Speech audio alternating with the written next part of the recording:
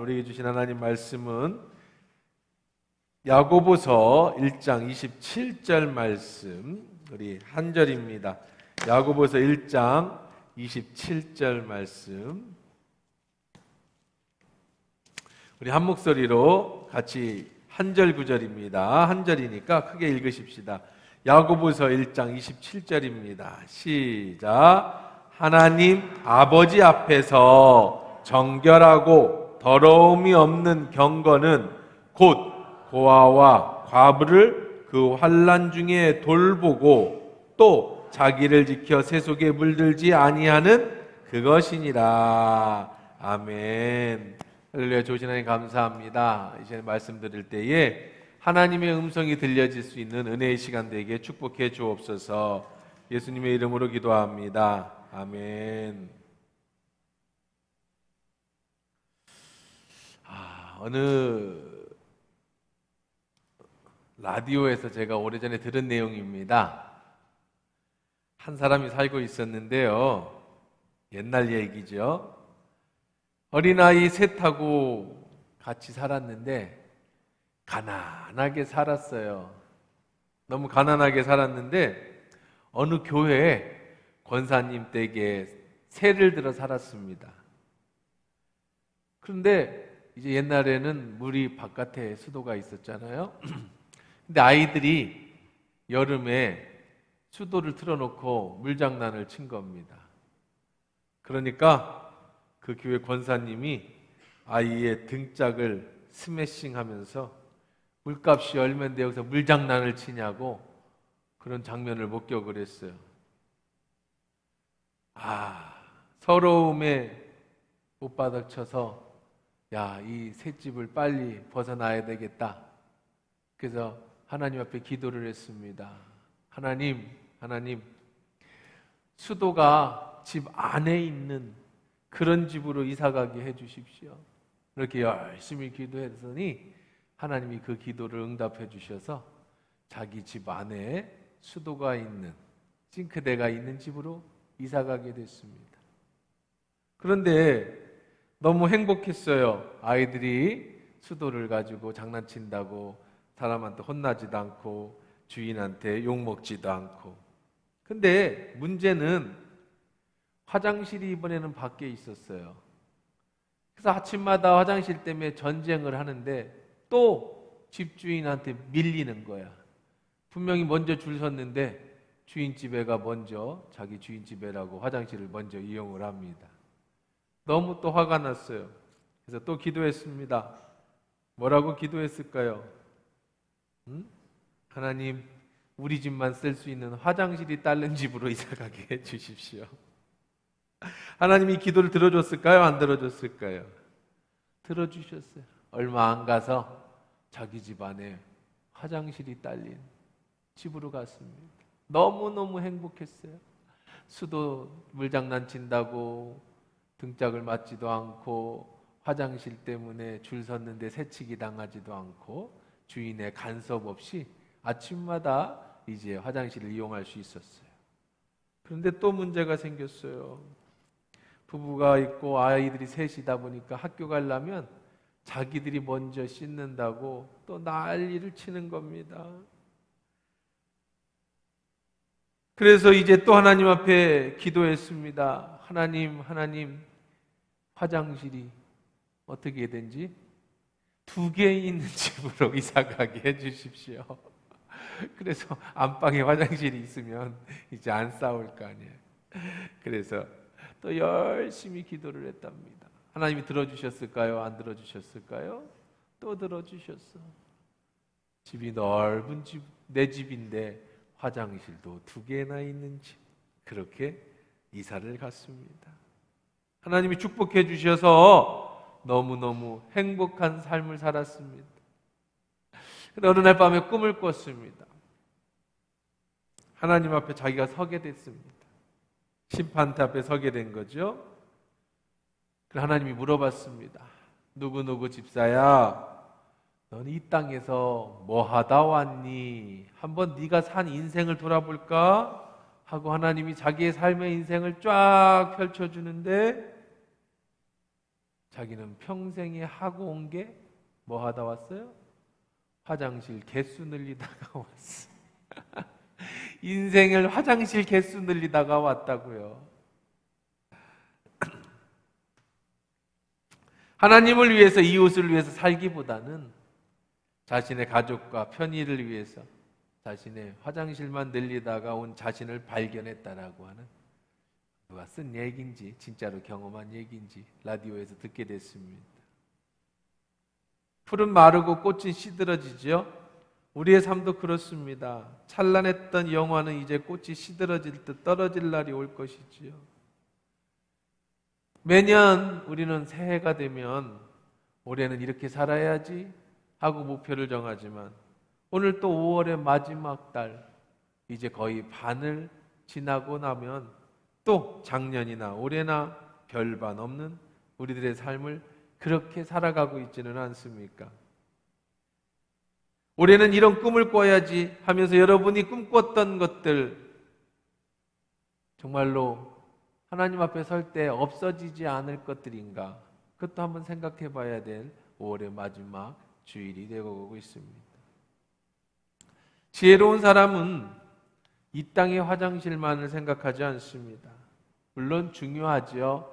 편리하게 사는 것도 중요하지만, 지혜로운 사람은 곧 떨어질 영화를 위해서만 살지 않고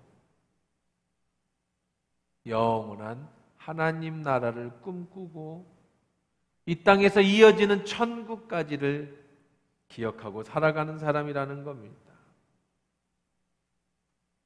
영원한 천국의 상급을 위해서 준비하며 살아가는 사람이에요. 한 달을 벌어서 그날 다 써버리는 것도 좋지만, 좋은 옷을 입고 만난 것을 먹고 그렇게 살면 매일매일이 행복하겠지만, 지혜로운 사람은 그 돈에서 어느 일정 부분을 띄어 나 다음을 준비하죠. 저금을 합니다. 오늘 다 써버리면 나중에 내가 쓸 것이 없어지거나 위급할 때 사용할 수 없게 되면 그때 난감한 일을 경험하게 되겠죠. 그때를 대비해서 즐거움을 유보합니다. 성공하는 사람과 실패하는 사람의 차이 중에 하나는, 실패하는 사람은 오늘의 즐거움을 다 써버리고 오늘의 젊음을 다 써버리고, 성공한 사람은 다음을 위해 오늘의 즐거움과 젊음을 유보합니다. 우리의 신앙도 역시 그렇습니다. 지혜로운 사람은 이 땅의 삶만을 준비하지 않고 영원한 천국을 준비합니다. 그 영원한 것이 무엇인가? 하나님 앞에 설 때에 남는 것이 무엇인가? 하나님이 뭐 하다 왔냐고 물어볼 때 하나님 앞에 내놓을 수 있는 게 무엇인가? 저는 그것을 두 가지로 말씀을 드렸습니다. 첫째는 오늘 가정의 달 마지막 주일을 보내고 있습니다. 가정이에요. 두 번째는 교회입니다. 교회를 바로 세우고 가정을 바로 세우라고 하나님이 여러분 직장도 주셨고 사업도 주셨고 주변에 사람들도 주신 거지요. 그게 기준입니다. 그것이 기본입니다. 마태복음 6장 19절로 21절은 이렇게 말하고 있습니다. 너희를 위하여 보물을 땅에 쌓아두지 말라. 거기는 좀과 동록이 해하며 도둑이 구멍을 뚫고 도둑질하느니라. 오직 너희를 위하여 보물을 하늘에 쌓아두라. 거기는 좀이나 동록이 해하지 못하며 도적이 구멍을 뚫지도 못하고 도둑질도 못하느니라. 내 보물이 있는 그곳에 내 마음도 있느니라. 마음은 우리의 영이 거하는 곳입니다.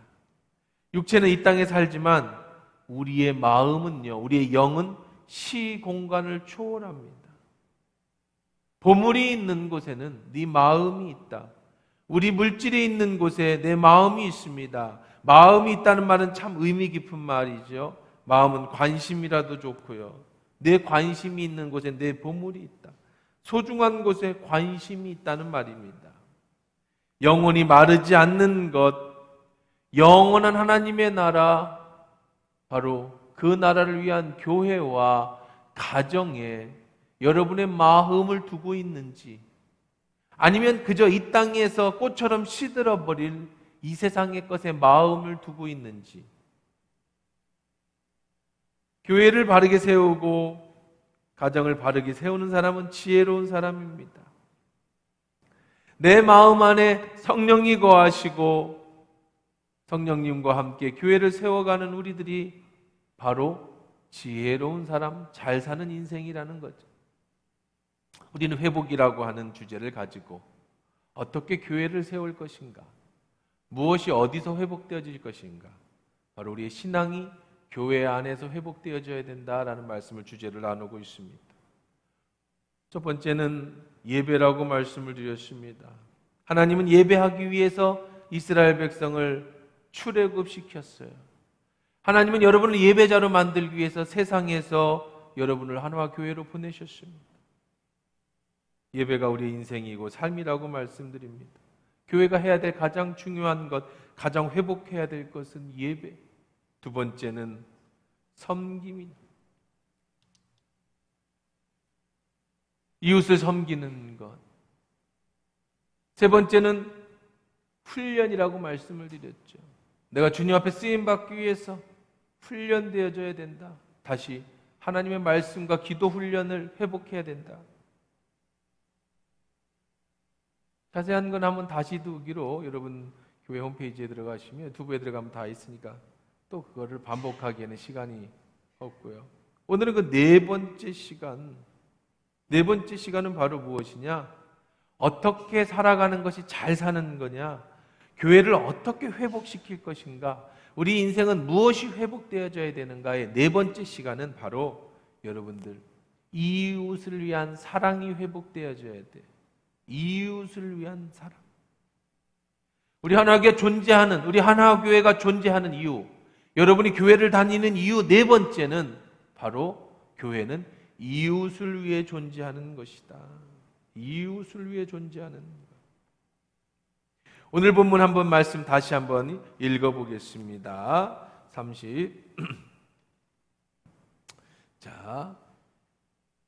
27절입니다. 1장 시작. 하나님 아버지 앞에서 정결하고 더러움이 없는 경건은 곧 고아와 과부를 그 환난 중에 돌보고 또 자기를 지켜 세속에 물들지 아니하는 이것이다. 경건이 무엇인지를 얘기해주고 있어요. 경건. 참 저 사람 경건하다. 우리가 종종 경건이라고 말하면 행동도 조심하고 말도 조심하고 항상 기도하고 1시간씩 말씀 보고 절기 때마다 금식하고 항상 성경을 가슴에 품고 누가 봐도 저 사람은 참 예수 믿는 사람들처럼 사람이다라고 하는 그 모습을 보면서 야, 저 사람 참 경건하다. 기도도 경건하게 하고 그렇게 생각을 합니다. 맞아요. 경건의 모습입니다. 근데 성경은 무엇이 경건이라고 말하고 있느냐? 그런 모습을 경건이라고 말하고 있지 않고 스스로 경건하다고 하는 사람, 어떤 사람이냐면 하나님 앞에서 정결하고 더러움이 없는 경건은 하나님이 보시기에 깨끗한 사람을 얘기하는 겁니다. 곧 고아와 과부를 그 환난 중에 돌아보는 사람.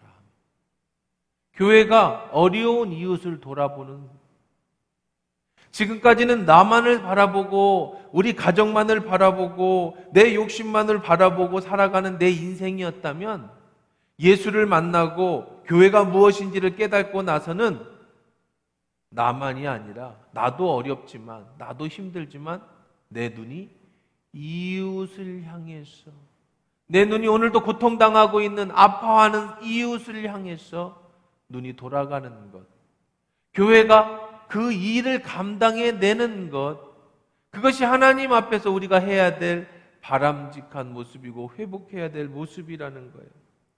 참다운 경건은 외모에서 경건한 냄새가 철철 흘러넘치는 사람이 아니라 남들이 보기에 기도도 많이 하고 금식도 많이 하고 거룩해 보이는 그런 사람이 아니라 고아와 과부를 환난 중에 돌아보는, 즉 어려운 이웃을 돌아보는 사람, 그 사람이 하나님 보시기에 이 사람은 참 경건한 사람이다 라고 한다는 거예요. 여러분, 경건에 대한 생각을 바꾸셔야 됩니다. 교회가 그런 생각을 안 바꾸면 목사님이 성경책 맨날 들고 다니면서 가슴에 품고 이렇게 다니고, 장로님도 그거 따라하고, 교회에만 오면 무슨 어디 그 도사들이 와 있는 것처럼 경건하고 거룩하고 그래야 되는 줄 알아요. 삶도 그러면 너무 감사하죠. 너무 그렇게 살다 보니까 그런 모습이 풍겨나는 건 너무 좋은데, 겉은 그러면서 속으로는 집에 가서는, 사회에서는 정말 세상 사람보다 더하게, 세상 사람만 못지않게 그렇게 인생을 마음대로 살다가 교회만 오면 뭔 거룩한 척하는 그런 가식적인 것은 하나님이 원하시는 경건이 아니에요. 가식과 경건을 구별해야 됩니다.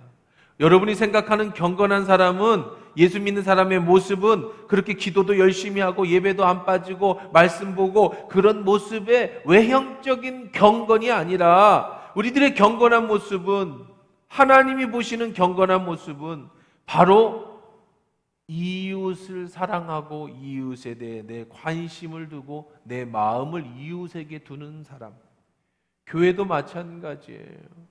우리만 맛있는 거 먹고 우리만 재밌게 놀고 우리만 즐겁게 살아가는 게 아니라, 교회가 이웃을 위해서 봉사하고 헌신하고 수고하는 것, 그것이 교회가 해야 될 일이에요.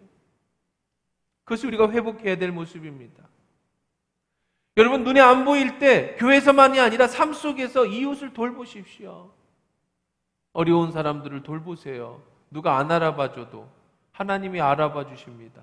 그리고 하나님은 여러분에게 말합니다. 너는 참으로 경건한 사람이로구나. 성경 10장 읽는 것, 성경 완독하는 것 중요합니다. 여러분이 기도하는 것도 중요합니다. 자신의 경건을 위해서 자기 자신을 쳐서 복종시키는 것도 정말 중요합니다.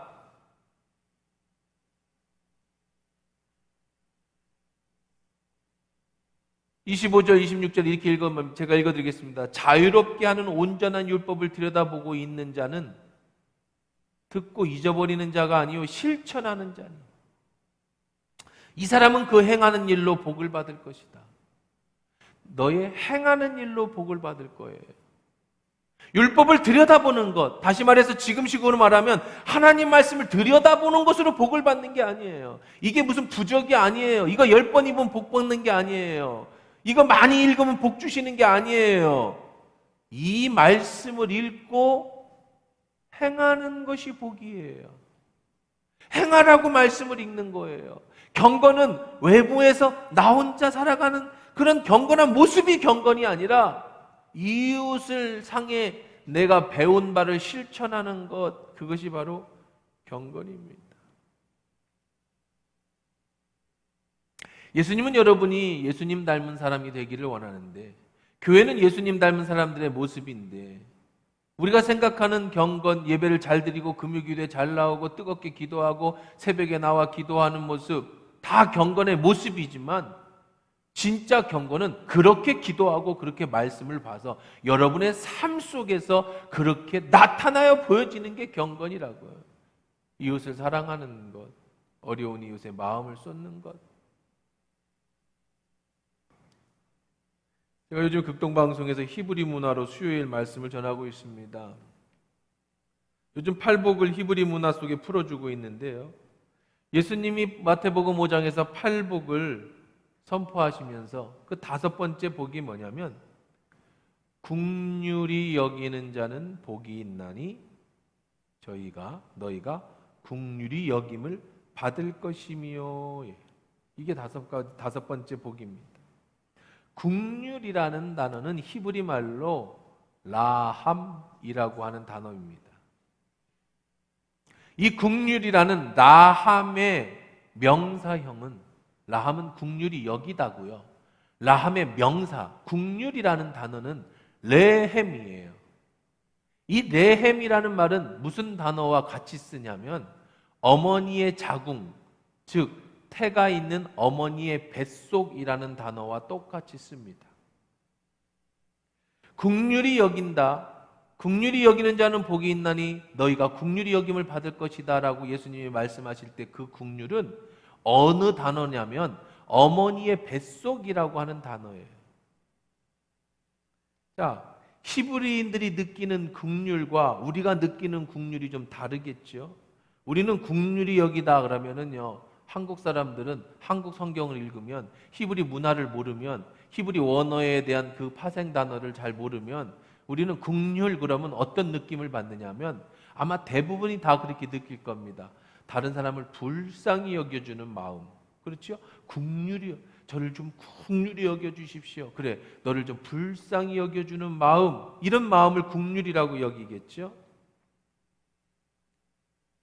그런데 히브리인들은 긍휼히 여기는 자는 복이 있나니 저희가 긍휼히 여김을 받을 것이다 라고 할 때 그 긍휼이라고 하면 무엇이 떠오르냐면 어머니의 뱃속이라고 하는 것이 떠오른다는 거예요.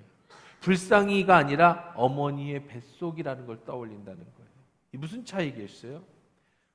아기가 잉태한 어머니의 뱃속은 어떨까요? 그러면 다 기억나시죠? 그때 엄마 뱃속에 있을 때 기억이 안 나요? 그럼 이 기억이 나야 이게 이해되는데, 그럼 기억이 안 나면 그냥 상상만 해보세요. 어머니의 뱃속이 어땠을 것 같아요? 뱃속에 있는 아기는 어땠을까요? 포근하겠죠. 그렇죠? 우리가 죄를 짓고 주님의 십자가 앞에 나와서 그분 앞에 긍휼히 여겨주십시오라고 기도할 때, 하나님이 너를 긍휼히 여겨주신다라고 얘기할 때는 하나님이 너를 불쌍히 여겨주신다라고 하는 단어보다는 하나님이 너를 하나님의 뱃속에 넣어주신다. 죄 많고 허물 많고 문제투성인 여러분이 십자가 앞에 나오고 주님 앞에 나왔을 때 하나님이 여러분을 긍휼히 여겨주시는 것은 뭐 같으냐? 어머니의 뱃속에 아이를 품는 것 같이 따뜻하게 보호해 주는 거예요. 어머니 뱃속에서 보호를 받고 있어요. 어머니 가슴에 심장 소리를 듣고 태를 통해서 공급해 주는 음식을 먹으면서 마음껏 재롱을 부리고 그 안에서 마음껏 자라는 그 어린아이, 태 어린아이처럼 하나님 나를 긍휼히 여겨주십시오라고 기도할 때에는 나를 좀 불쌍히 여겨주세요, 제발 살려주세요가 아니라 그 하나님의 따뜻한 품 안에서 여러분이 쉼을 얻는 것. 너희가 그런 복을 받고 싶니? 그러면 너는 다른 사람을 그렇게 따뜻하게 안아주어라. 네가 다른 사람을 그렇게 따뜻하게 안아주면 하나님은 너를 다시 어머니의 뱃속의 아이처럼 긍휼히 안아줄 것이다. 이것이 예수님이 말씀하신 긍휼히 여기는 자는 복이 있나니 저희가 긍휼히 여김을 받을 것이며. 율법학자들은 이렇게 가르쳤습니다.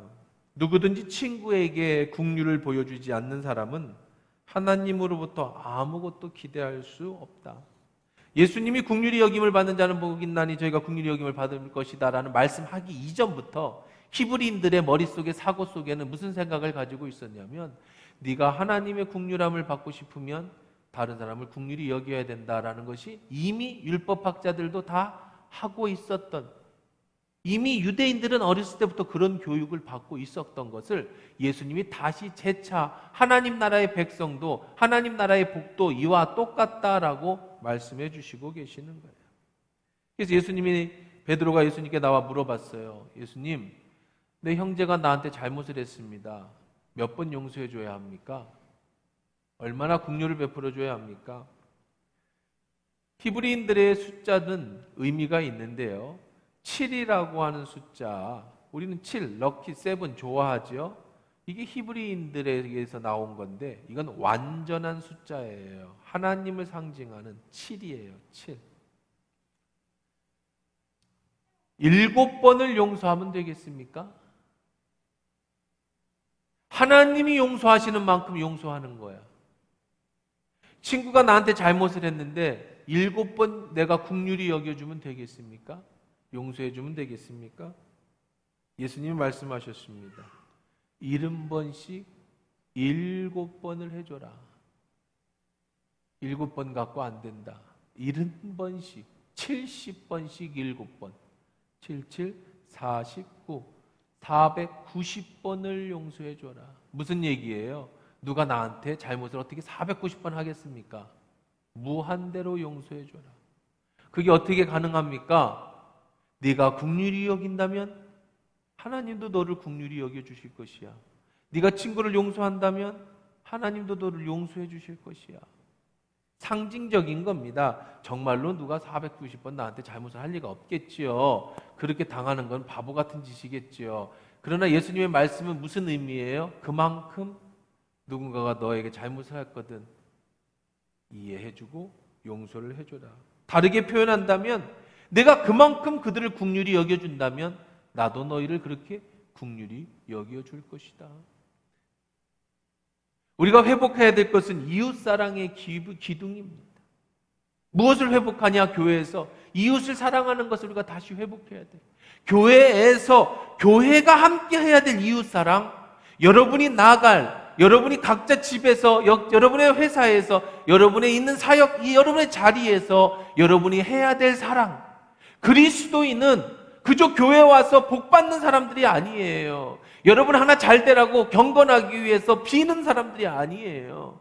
말씀을 듣고 그 말씀에 순종하면 이제 그 말씀대로 세상에 나가서 이웃을 사랑해라. 그리스도의 이름으로 이웃을 사랑해라. 그리스도의 이름으로 이웃을 용서해줘라. 그러면 네가 긍휼함을 받을 것이다. 이것이 교회가 해야 될 일이다. 이기적인 교회는 하나님이 원하시는 교회가 아니에요. 이기적인 교회는 세상도 싫어해요. 교회는 절대 이기적이어서는 안 됩니다. 예수님이 이 문제에 대해서 재미있는 예화를 소개해 주십니다. 누가복음 10장 30절 이하에 소개된 말씀입니다. 어떤 사람이 예루살렘에서 여리고로 내려가는데 강도를 만납니다. 강도들은 옷을 벗기고, 그 당시 옷이 다 재산이었으니까 그의 모든 것을 다 빼앗고 때려서 거반 죽게 되었습니다. 그리고 그를 버리고 갔습니다. 그때 한 제사장이 그 길로 내려가다가 그를 보더니 피해서 도망을 갔습니다.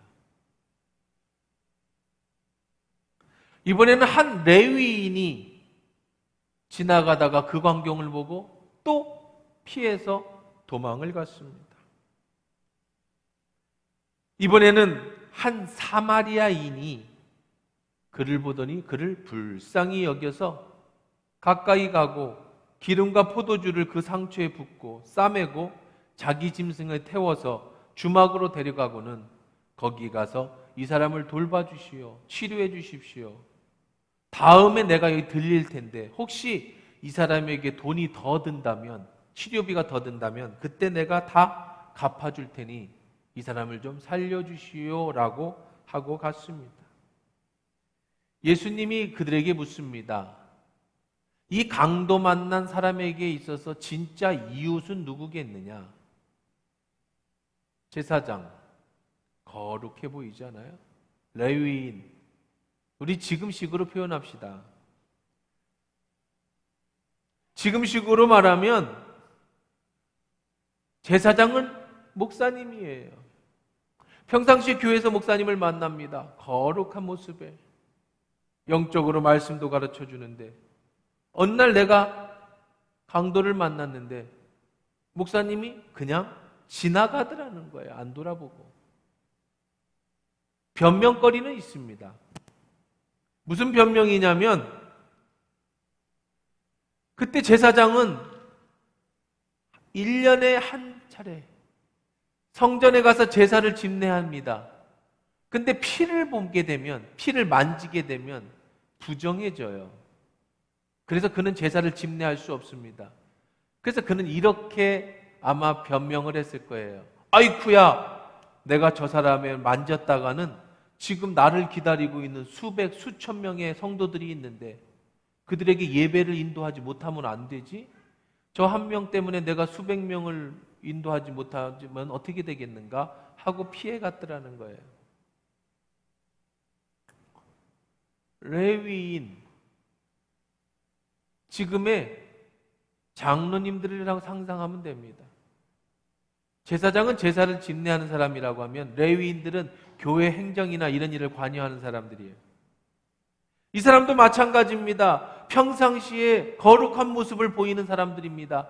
그런데 그도 역시 그 사람을 보면서 어떤 이유가 됐든지 지금 이 사람이 피 흘리고 있다라는 얘기는 이 근처에 아직도 강도가 있다는 거고, 괜히 이 사람 때문에 나도 당하면 큰일 날 거 아니겠어요? 그러니 얼른 피해서 도망갔다고 볼 수도 있겠습니다. 사마리아인은 교회를 다니지 않는 사람을 얘기하는 겁니다. 그 당시에 사마리아인은, 레위인들은, 유대인들은 이 사마리아인을 개 취급했어요. 하나님의 지옥의 땔감으로 저 사마리아인을 만드셨다. 그 정도로 아주 혐오했습니다. 그 당시 레위인들은 사마리아인과 상종도 하지 않았고 같이 밥도 먹지 않았고, 어느 길을 가야 될 때 사마리아를 지나가야 되면 일부러 먼 길을 돌아서 갔습니다. 그게 이제 유대인의 어떤 역사적인 내용 때문에 그래요. 근데 그 사마리아인이, 그렇게 개 취급하던 사마리아인이 이 유대인을 발견하고는 자기의 돈을 다 들여서 자기가 그를 치료해 줬다. 지금식으로 말하면 예수 안 믿는 사람인데, 예수 믿는 사람은 어려운 사람을 보고 다 도망갔는데 그는 자발적으로 자기를 헌신해서 그 사람을 치료해 줬다. 아니, 지금 여기서 구원의 문제를 묻지 않아요. 누가 더 경건하냐고 묻지 않아요. 누가 더 예수 닮았냐고 묻지 않아요. 이렇게 물어봅니다. 지금 강도 만난 사람의 이웃이 누가 되겠느냐? 여기서 종교적인 대화로 레위인입니다, 제사장입니다 말할 사람 아무도 없겠죠? 당연히 사마리아인입니다. 예수님이 이렇게 말씀하십니다. 너희도 그렇게 해라. 종교를 떠나서 네가 그렇게 하는 것이 바로 기독교인, 하나님의 자녀가 마땅히 해야 될 일인데, 네가 하지 않는다면 너는 세상 사람보다 못한 사람이다. 오히려 세상 사람이 이 사람에게는 이웃이, 친구다.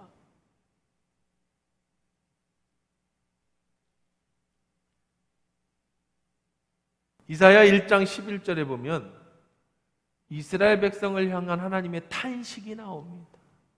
여호와께서 말씀하시니 너희의 무수한 재물이 내게 무엇이 유익하냐?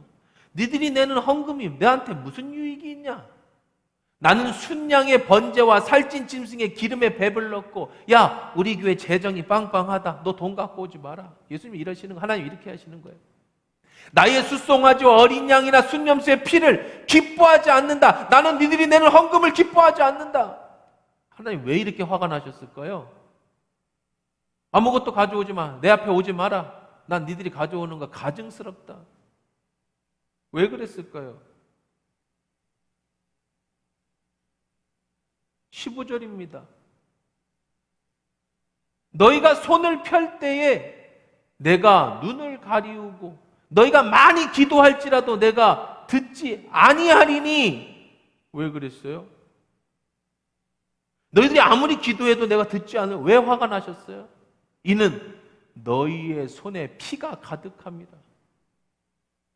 세상에서 다른 사람을 죽이는 피가, 다른 사람에게 나쁜 짓을 한 피가, 여러분의 직장에서, 여러분의 사업장에서 외국인 노동자에게 돈을 지급하지 않았고, 연약한 사람을 짓밟았고, 다른 사람들에게 상처를 주고, 그렇게 나쁜 짓을 하면서 하나님 앞에 와서는 그렇게 번 돈을 가지고 와서 11조를 내고, 그렇게 번 돈을 가지고 와서 하나님 앞에 드리는 예배온 너희들을, 나는 너희들을 받지 않는다. 오지 마라.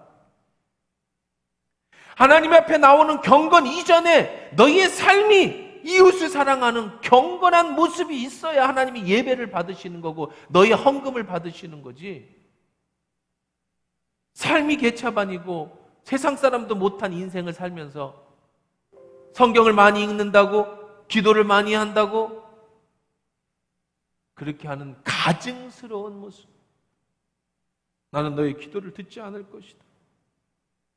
내 눈을 가리울 것이다. 결정적으로 여러분이 그리스도인에 대한 이웃 사랑이 없으면, 교회가 이웃을 사랑하는 일을 하지 않으면 우리의 예배도, 여러분이 드린 예물도 전부 가증스러운 일이 될 수 있다는 거예요. 우리 교회는 수년 전부터 지금까지 이삭줍기라고 해서 동전, 매년 연말이면 저금통을 가져가서 동전을 모았어요. 이삭줍기. 나한테는 500원, 100원 필요하지만 그래도 지금 당장 없어도 되는 돈을 모아서, 그래도 1년 모으면 2, 3만 원 되잖아요. 이거 모아서 우리의 이웃을 위해서 줍니다. 매년 고난주간에는 내가 금식을 하면서 금식한 돈으로 아프리카에 밀가루로 배고픈 자들에게 나누어 줬습니다. 매년 추수감사절에는 여러분이 드린 예물과 과일을 어려운 이웃 교회들과 나누어 주고 나누어 먹었습니다. 코로나 이전에 우리는 매달 한 번씩 이웃 어르신들, 갚을 수 없는 노인들을 모셔서 식사 대접을 하고 레크레이션을 하거나 건강 강의를 해주면서 즐거운 시간을 보냈습니다. 우리 교회는 24시간 화장실을 개방합니다. 작은 교회지만 우리들이 할 수 있는 것들이에요. 주차장을 개방하고 이웃 필요하다면, 지역이 필요하다면 교회를 오픈해 주기도 합니다. 코로나 이전에 매주 화요일과 금요일에는 천변에서 운동하는 사람들에게 음료수를 제공해 주고 또 복음을 도전했습니다. 여러 가지 프로그램들을 제공했어요. 우리 하나교회가 존재하는 이유는 이웃을 위해 존재하는 겁니다. 이뿐만 아니라 반찬 봉사도 했고 또 정말 우리가 할 수 있는 여러 가지들 노력하며 준비했었습니다. 이제 코로나 때문에 모든 것이 다 잠겨 있었지요. 그건 다시 우리들이 회복해야 될 일들이에요. 아직은 코로나가 완벽하게 끝난 것이 아니라 반찬을 나눠준다든가 식사를 한다든가는 할 수는 없겠지만 내년부터 우리들이 이거 다 회복해야 되겠지만 여러분의 삶에서부터, 여러분의 있는 자리에서부터 이웃을 사랑하는 것들을 회복하기 시작하십시오. 작은 것부터 이웃을 사랑하는 것을 회복해 주십시오. 긍휼히 여기는 자는 복이 있나니 너희가 긍휼히 여김을 받을 것이요. 이웃을 섬기는 것부터, 여러분이 이제 이웃을 바라보고 함께 해야 될 교회는 이웃을 위해서 존재하는 겁니다. 초대교회는 이웃 봉사를 위해서 교회의 집사를 임명했습니다. 7 집사를 임명한 이유는 헬라파 과부와 히브리파 과부를 평등하게 대우해주고 교회 내 어려운 사람들에게 평등하게 그들에게 모든 것들을 공급해주기 위한 행정적인 이유로 집사를 임명합니다. 바로 교회가 해야 될 일이라는 거죠. 오늘 말씀 정리해 보십시다. 교회가 해야 될 5가지 중요한 일, 우리는 그 5가지를 위해 교회가 존재하는 것이고 우리가 회복해야 된 그 중에 오늘 4번째로 이웃 사랑이라는 것을 말씀을 드렸습니다. 여러분이 사랑하는 그 사랑의 마음으로, 여러분이 헤아리는 그 헤아림으로 하나님도 여러분을 헤아려 주실 것이고 이 땅의 삶이 아니라 영원한 천국의 상급을 쌓아두도록 물질이 있는 곳에 내 마음이 있다. 여러분의 물질로 이웃을 섬기십시오. 교회가 이웃을 섬기게 하십시오. 그것이 바로 하나님이 여러분을 바라보시는 경건한 모습이라는 것, 교회가 행해야 될 경건한 모습이라는 걸 잊지 마시고 내가 아니라 이웃의 눈을 돌아볼 때에, 이웃에 대해 눈이 뜨여질 때 비로소 여러분은 경건한 사람이 된다는 걸 잊지 않으시는 저와 여러분 되기를 주의 이름으로 축원합니다.